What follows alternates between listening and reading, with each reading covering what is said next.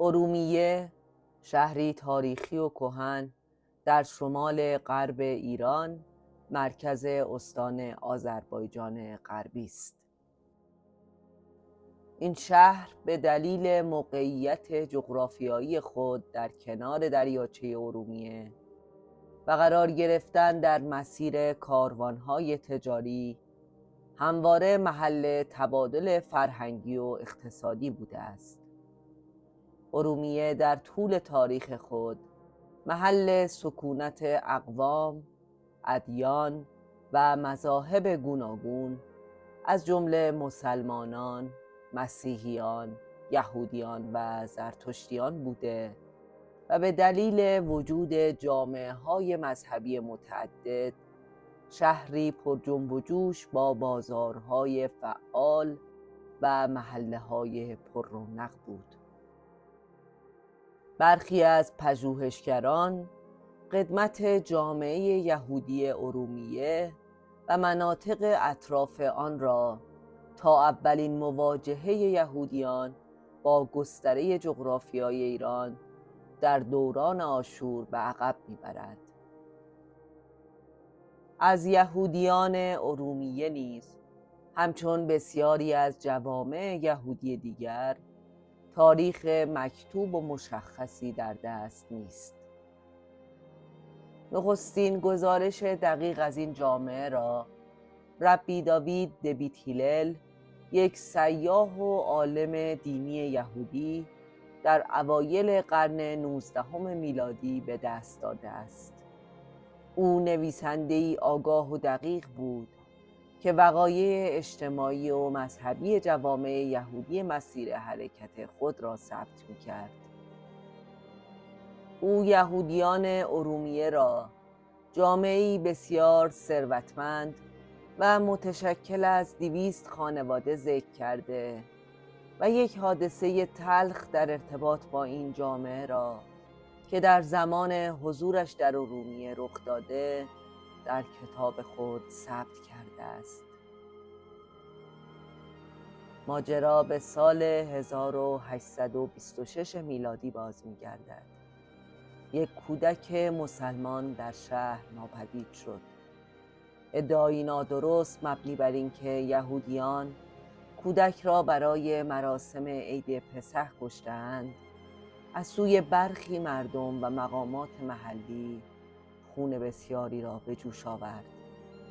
ربی داوید نوشته است 6 ماه تا عید پسح مانده بود و پذیرش چنین ادعایی از سوی مقامات و مردم باور کردنی نبود.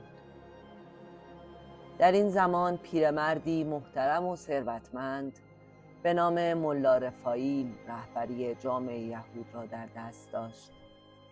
تنها حرمت او را نگه داشتند و بسیاری از یهودیان از جمله فرزندان ملا را دستگیر و بازداشت کردند و زیر شکنجه قرار دادند.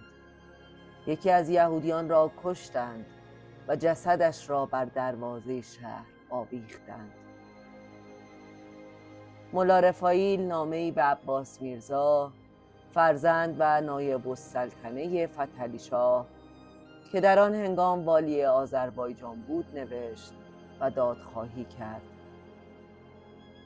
وقتی خبر ماجرای ارومیه به عباس میرزا رسید، او از این رفتار غیرقانونی و خشونت‌آمیز بسیار خشمگین شد و از یک ملای شیعه حکم این واقعه را خواست. ملا حکم داد که اگر شاهدی برای قتل وجود دارد، قاتل را بکشند و بقیه را آزاد کنند و اگر شاهدی نیست، همه باید آزاد شوند. در این زمان فرزند 19 ساله فتحعلی شاه به نام ملک قاسم میرزا حاکم ارومیه بود. عباس میرزا به او دستور داد که همه یهودیان را بی قید و شرط آزاد کند و از آنان عذرخواهی شود، چرا که اقدامات انجام شده خلاف قانون و انصاف بوده است. با این حال برادر عباس میرزا مبلغ 1000 تومان از یهودیان گرفت و آنان را آزاد کرد. خبر این اقدام نیز به عباس میرزا رسید و او با لحنی تند و خشمگین به برادرش نوشت که مگر نمیدانی که پدر ما و اجداد او هرگز یک یهودی را حتی زمانی که محکوم به مرگ بوده نکشتند؟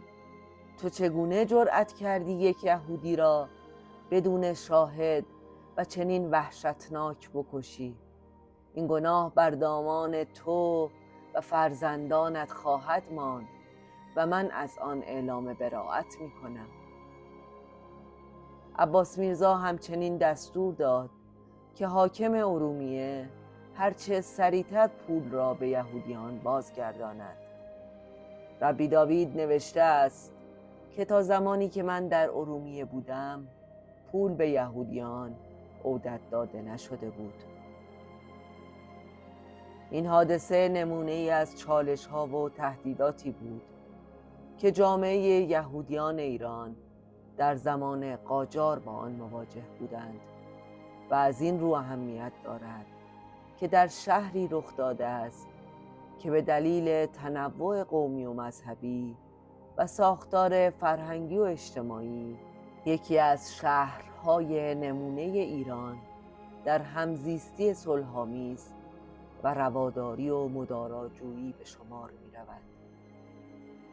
واکنش‌های متفاوت عباس میرزا و برادرش به این رویداد و گزارش‌های تاریخی از این زمان نشان می‌دهد که در دوران قاجار شاهان و بسیاری از شخصیت‌های متنفذ دربار تمایلات یهود بیزارانه نداشتند و این برخی از مقامات محلی و ملایان بلاد بودند که در شهرها می توانستند با فراغ بال دگرکیشان را تحت آزار و سرکوب قرار دهند.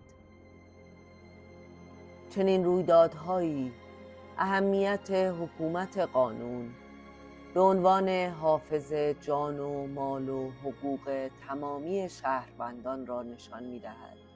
امری که 80 سال بعد از این ماجرا مطالبه آن در جنبش مشروطه خواهی ایرانیان پدیدار شد.